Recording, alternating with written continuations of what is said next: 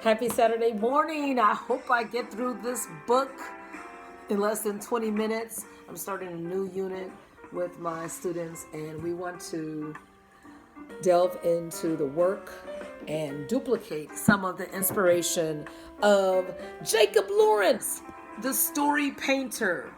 So let's go right in. Saturday morning stories. Oh my goodness. Beautiful blue, primary blue. Look, I only have limited time of memory on my phone. Let's see. Oh, look at that. He's hard at work. And this book was written by John Duggleby, whatever. This is going to be exciting. I know it's going to take probably longer than 20 minutes because I'm getting distracted with the beautiful colors and the art and the shapes. Oh my goodness. Maybe less than 30 minutes, hopefully. The Great Migration. And this is from the Migration of the Negro series from 1940 to 1941. Young Jacob Lawrence knew the feelings of moving. His family was part of the largest migration of black people since the days of slavery. In 1910, 9 out of 10 African Americans lived in the southern United States, where they had been slaves before the Civil War. But over the next 20 years, after slavery ended, they fled by the millions to cities in the North. Some left because they had heard that there were better jobs in the North. Others wanted to escape the beatings, even killings, that blacks still suffered at the hands of some white Southerners. They felt that in the North, their families could live in safety and comfort. To those fleeing the South, the North sounded like the promised land in the Bible. They felt much like the slaves from whom Moses led to freedom. Two of those who made the journey north, a woman named Rose from Virginia and a man named Jacob from South Carolina, met and married in Atlantic City, New Jersey. In 1917, they had a son, Jacob Lawrence Jr., or Jake, as most people called him. Living in the North was more difficult than the Lawrences expected. Even there, they found that many jobs were open only to white people, and the surge of African Americans migrating to northern cities meant even more competition for what they could find. By the time Jake was 6 years old, he had lived in 3 different cities: Atlantic City and Easton and Philadelphia, Pennsylvania. Wow. Talking about some movement. But still, Jake's family saw, look at that family, they saw that things could be much worse. As they settled in Philadelphia, they met other Southern blacks, even poorer than they were. A new family came up last night with absolutely nothing, Jake's mother could tell his father. Why don't you dig out a few coals from the furnace? I'll pull together some food and old clothes. Ooh, you see how they used to look out for one another? Sometimes the new arrivals talked in hushed tones about witnessing a lynching, my goodness, when a black person was hanged to death from a tree back home. By comparison, Philadelphia didn't seem so bad. When Jake was about 7 years old, his father drifted away. His mother was left alone to raise the family. Look at this. Since Jake was the oldest, he was often expected to care for his brother and sister while his mother worked cleaning houses. Yep.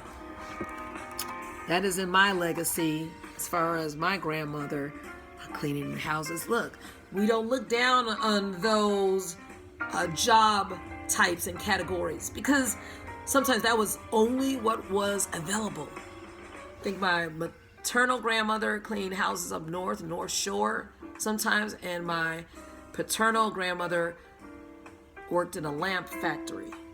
Now, what are we doing? We have all these opportunities. What are we doing with what we have been given? Our talents, our treasure, our time, our temple. What are we doing? While Jake wasn't fond of babysitting, He liked the city where he lived. Philadelphia was one of the biggest cities in the North, but it still had a lot of open space. Like most of his neighbors, Jake lived in a small brownstone house. An open lot nearby was his playground. When he wasn't watching his brother and sister, he liked to play by himself, climbing trees and chasing birds. Yeah, that often happens. Being a nature person, they turn to natural art, what has been created outdoors. Jake especially liked to catch insects. Oh boy. He loved the shapes of the ants, grasshoppers, and giant cicadas that scrambled across the lot. Sometimes he drew their forms on scraps of paper. And look at this, the ant and the grasshopper from 1969. Isn't that interesting? I know a lot of other kids. I knew children who like to catch the lightning bugs and terrorize them and take the light out. No. Now, to recreate their images, that's beautiful. Now let's look at this. Oh, that's beautiful. A day spent exploring and drawing on his own was a real treat for Jake. And if his mother had Scrapple waiting for him on the dinner table, it was perfect. Scrapple was made from ground pork mixed with cornmeal, then sliced up and fried in a skillet. It was considered, quote unquote, poor people's food, but it felt very rich in Jake's belly. How about that? That's some soul food. Soon, times became harder. When Jake was about 10, his mother gave him some sad news. She couldn't get enough work in Philadelphia. She was moving to New York, which was a bigger city with more jobs. Jake and his brother and sister would have to stay behind in Philadelphia until she was settled. Oh my. Jake's mother promised to send for them as soon as she could. But Jake's mother found that work was also scarce in New York. That means there were hardly any jobs. While she struggled to save money, Jake was shuffled in and out of several homes in Philadelphia. He and his brother and sister were separated. Oh my goodness. I know kids in that situation today. Some of my students, they were separated from their siblings. You're talking about some trauma. Oh. As few black families at that time could afford to feed 3 extra children. Jake missed his family, I'm sure. He remembered stories he had been told about slaves in the old days. Sometimes a family was split forever. Can you imagine this? Being split from your children, from your siblings, from your parents, from your grandparents. This is what happened. Oh, parents and children were sold to different people. Is this really any different, Jake wondered, as a youth? Oh my goodness, how did he deal with this? Look at this beautiful picture. This is from 1942 called This is Harlem. After 3 long years, Jake's mother finally had enough money to move her children to New York. Welcome to Harlem, Jake, he thought he heard her say as he stepped off the train at 7th and Lenox Avenues. He wasn't really sure because his attention was riveted by the sights. That means excited and mesmerized by the sights and sounds bursting from the street. Like the train rumbling the platform, Jake felt a vibration inside, but that blocked out everything else. It was the pulse of Harlem, the heart of the African American world and his new home. Harlem is a large neighborhood within New York City. In the 1930s, almost 35,000 blacks lived in its 5 square miles.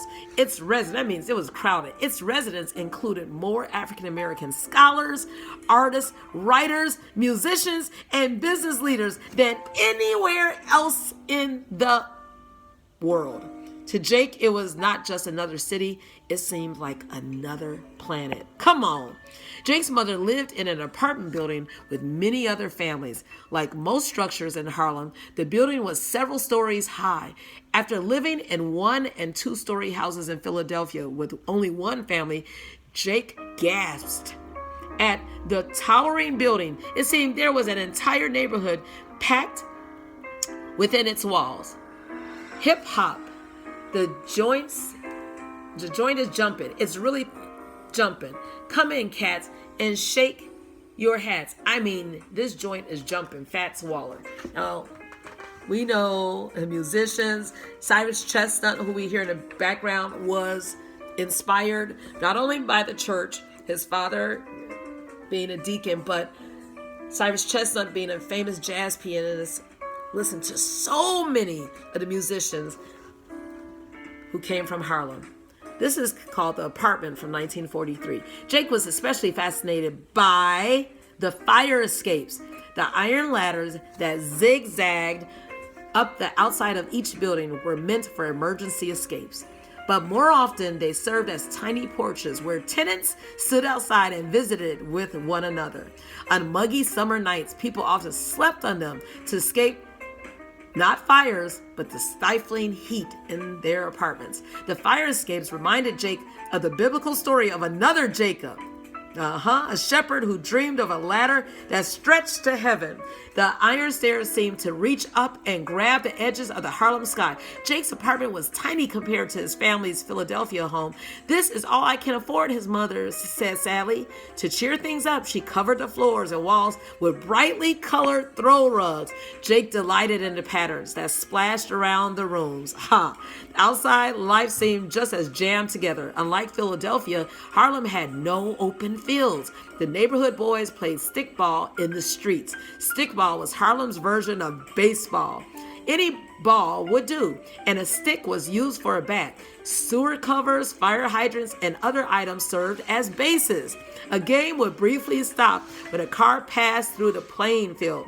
Jake was too shy to join the other boys. He wasn't very good at sports. His favorite pastime was exploring the bustling streets. Each window and doorway he passed told a different story. Some windows framed smoky rooms with men hunched over pool tables. Others showed mothers preparing dinners or mourners gathered in a funeral parlor. Now we see so much of his inspiration in his art. This is Vaudeville, number 8, from the theater series in 1951. At night, some windows seemed to burst with the light and laughter of parties. If there was a piano, a musician would be pounding jazz music from its keys. Just like the music we hear in the background. Let's see the piano. Let's see this. C, C sharp, D, D sharp, E, F, F sharp, G, G sharp, A sharp, B, C. As I get distracted at night, some windows seem to burst with the light and laughter of parties. If there was a piano, like I said, it would be pounding jazz music from its keys. And sometimes even the great Fats Waller dropped in, rolling his eyes as he rocked his 300 pounds across the piano bench. There were also tremendous shows in Harlem's entertainment halls. Some, like the Cotton Club, were expensive and open only to white people who traveled to Harlem from other parts of New York City. This seemed strange to Jake, since the performers, including famous musicians like Duke Ellington and Cab Calloway, were all African American. But at vaudeville theaters such as Apollo, black people entertained black audiences. Bill Bojangles Robinson tap danced faster than most people could think. Comedians such as Moms Mabley and Pigmeat Markham made crowds laugh until tears streamed down their faces. Most theaters also featured a special performance each week called Amateur Night.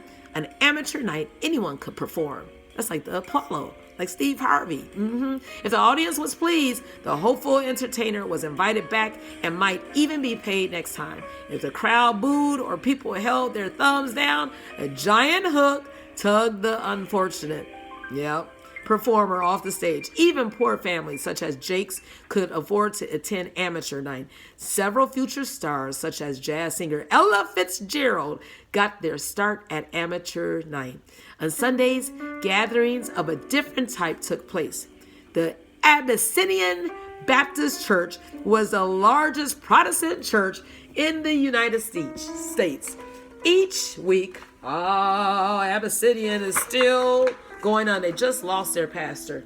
Each week, Harlem residents crowded in to hear thunderous sermons from Reverend Adam Clayton Powell. Jake's favorite was the Valley of the Dry Bones. It was a biblical tale of a man whose faith was so strong that he preached to a field of skeletons and brought them back to life. Harlem's kids even skipped down the street singing about it. The heel bone's connected to the ankle bone connected to the clap. Leg bone, the leg bone connected to the clap. Knee bone, oh, hear the word of the Lord. Harlem streets also buzz with the stormy words of soapbox lecturers who stood on street corners, often on a ladder or a wooden crate.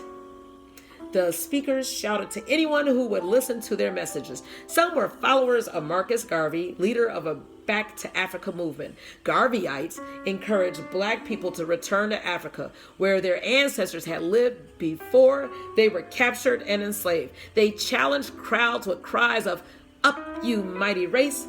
Jake decided that Harlem was more fun than frightening. It was a place where black people were not only safe, but respected. African Americans probably enjoyed more control in Harlem than they did anywhere else. Still, Jake felt that people outside of Harlem dominated his life. This was especially true at school, where he struggled as a student. Ooh, we just had progress report grades distributed yesterday. That's okay. You're not the first student if you didn't get straight A's. Well, he struggled as a student. Compared to the energy outside, Jake's classes seemed as lifeless as the school's name, Public School Number 68. Everyone the students studied in history, science, and other subjects was white, just like the teachers. George Washington was called a great American freedom fighter and hero, though he owned black slaves. To Jake, it felt as if African Americans had no leaders at all. What important things did our people do? Jake wondered. At Public School Number 68, he wasn't getting any answers. And ironically, this painting is number 58 from the Migration series of the Negro series, 1940-41. This is one of my favorite paintings because it's so easy for even first graders can draw this. It's just a series of triangles, right? What are those? Isosceles triangles, acute triangles. And pretty much you had the background and then the numbers. Easy. So I think, look, you all know what your assignment will be. Okay, painting and struggling. Jake's mother sensed his frustration with school, and it worried her. She often worked long hours cleaning buildings so she could not spend much time with Jake after school. She was afraid her 13-year-old son would be recruited by a Harlem gang. Nothing new under the sun. And this painting is called Brooklyn Stoop from 1967. One day, Jake's mother brought him to a storefront with a sign that read, "Utopia Children's House." There, she enrolled him in an after-school program. There's plenty to do, and it will keep you off the streets, she explained. Oh, sound like a solution. Jake hesitated, but as usual, he obeyed his mother. Ah, beautiful. A friendly worker introduced himself. "I'm Charles Alston." "I know a Charles Alston. He's a doctor." The young man said with a smile. He explained to Jake that he helped kids with art projects. Jake spotted a bucket of crayons. Ooh, hey! And he gave him hope. "Can I color?" he asked. For months after that, Jake rushed from school. All of our kids need something that they need to rush to, whether it's music, art, sports, literature, gardening, cooking. So he rushed to Utopia Children's House to draw and paint.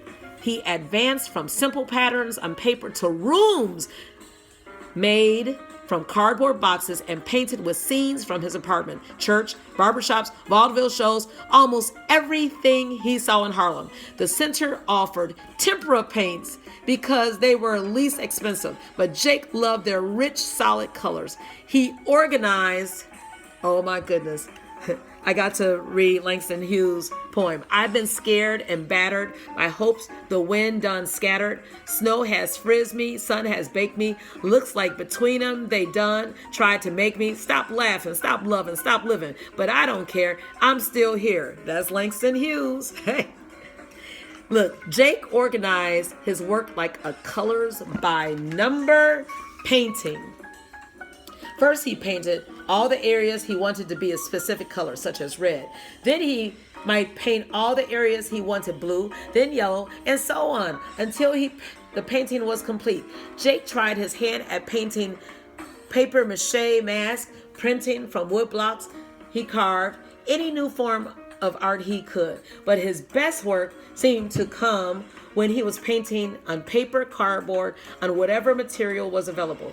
Charles Alston was becoming recognized as a very good artist himself, but he praised Jake's talents to anyone who would listen. I don't teach Jake Lawrence. He teaches himself. That's for most children. It's within them. Alston told others, the best I can do is help him find his own way. Still, Jake admired him so much that when Alston got a new job at the Harlem Art Workshop, his star pupil quickly followed. Besides meeting Alston, another very important thing happened to Jake while he was at Utopia's Children's Center.